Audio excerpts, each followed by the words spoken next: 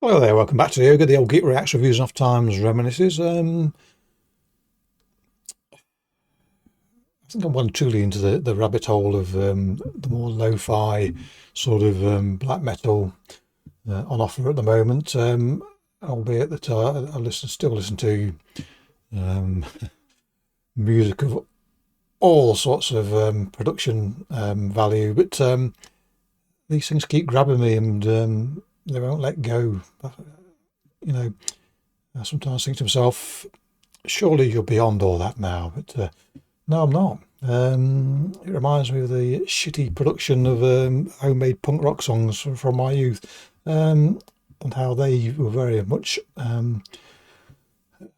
better than the record company churn of punk rock that, albeit I liked, but made things no better than listening to a wall of static with shoutiness upon it. But anyway, we'll have a listen to who is it? I bought it. I've not paid any attention to the name. Nek'Tharog. 3 little songs on an EP. Well worth you purchasing. But let's listen to the last one, which is my favourite.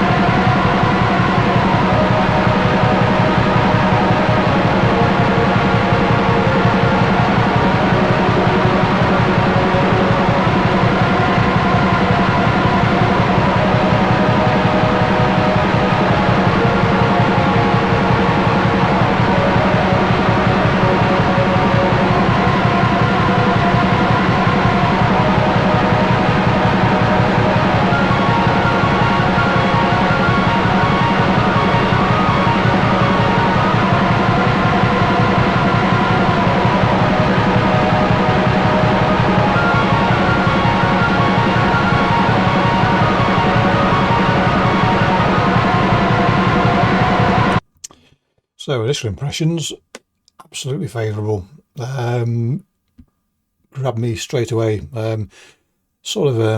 If you want to put labels on things, it's got an early Paysage d'Hiver vibe to it at the moment. We've added twinkle from that keyboard, which given the album title, Nightly Apparitions of Forgotten Ghosts, does give you that hint of spookiness, sort of not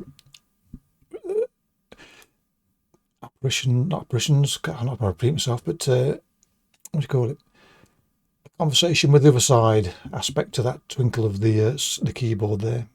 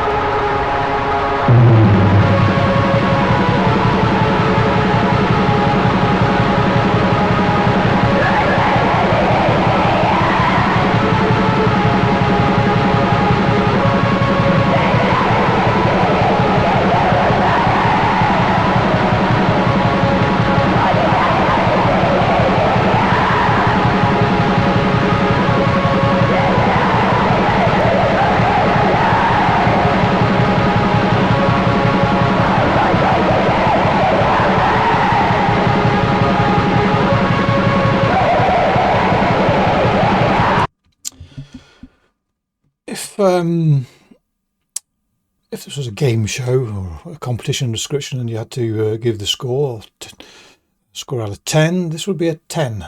10 every day. It's got everything I like about black metal in it.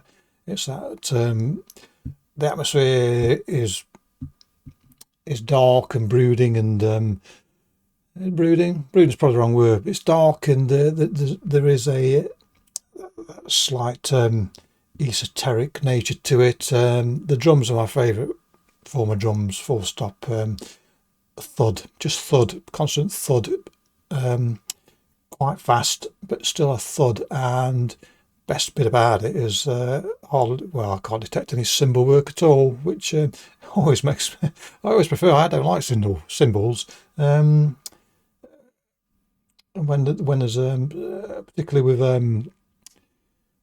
drum machines or drum programming, the cymbals on there just wind me up very often. So leave them out, or just have them as part of that shimmer in the background, the static. Let's have cymbals blended into the wall of static you have here. Quite happy. And then a guitar that just gives you blisters. You know, it's like when you someone's been cooking on an electric hob and they've turned it off and the glow's gone, and you touch the blooming thing and ow. It's got that sort of it's not bright, but it burns, and it here, of course, because it is sort of embroiled in the that veil of static, it has got an edge to it as well, which makes it very, very, very quite abrasive. I'm not going to go very here, but quite abrasive. Yes, there is nothing. This song is perfection for me, and I've only heard it probably about 5 times. But I could listen to it again and again and again and again.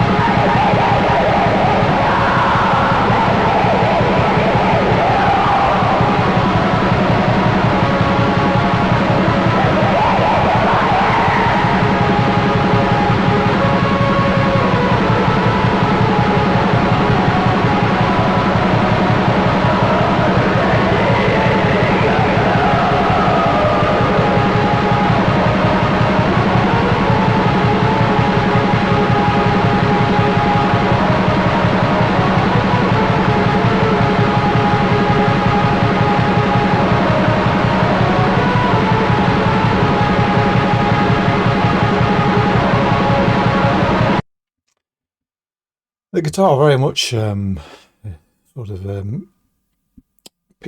paints a picture for me of spectres swooping through the night sky. So if you imagine the album cover there, that building above it,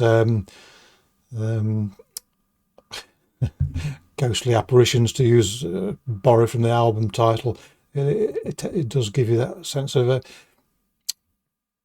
the spectral, the sort of not quite there. It's a projection from somewhere else in many ways. It's as if you couldn't really touch it. You can see it, but it is of no physical substance. And that does really, thinking about what I've just said, sound like total bollocks, but I know what I mean. And it has, again, it's back to that esoteric nature of the way this is played, that just gives me that sense of, it's there, but it ain't.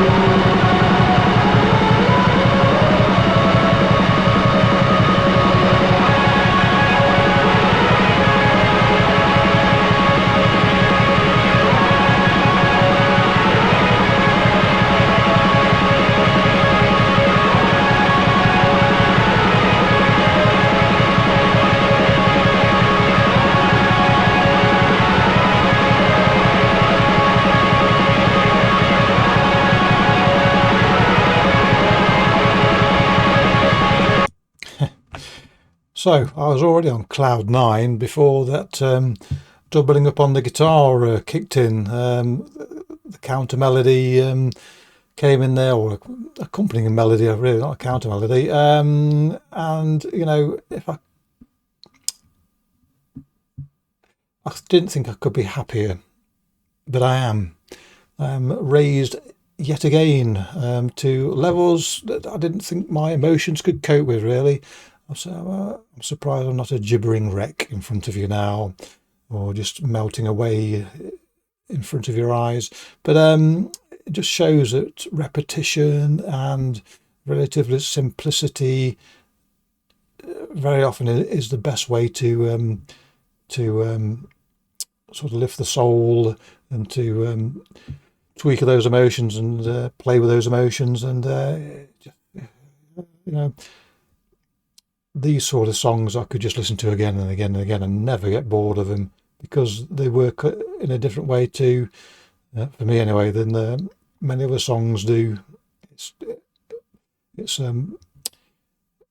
sort of, if I wasn't doing this review, I'd be sort of drifting away, as I've said many times before with certain forms of music. I just drift away and taken somewhere where I have no care in the world. Just I can close everything off and just absorb the music and be sort of just in a reverie, really.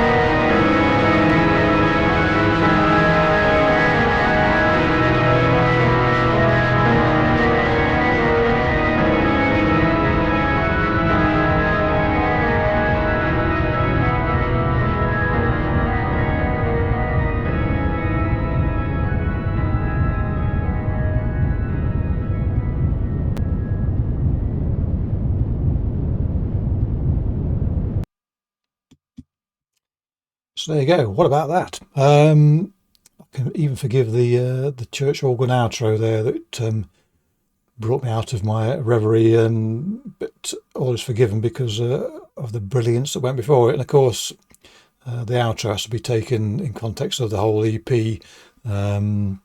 So you know, as a whole, yeah, fine. Yeah. I don't really think I need to say any more, really. I think I've made it perfectly clear that that is not even a song, it's a song and a half, a song in a million. Now, that might sound like hyperbole, but it just is. It's brilliant. It is one of my, probably, bear in mind we're into, no, we're not in November yet. We're halfway through October, and that's going to be one of my top 10 favourite songs of the year, that. So there you go. What fine recommendation. Hopefully it tickled some of you as much as it tickles me. But regardless, clicky bollocks. Catch you all next time. Cheerio.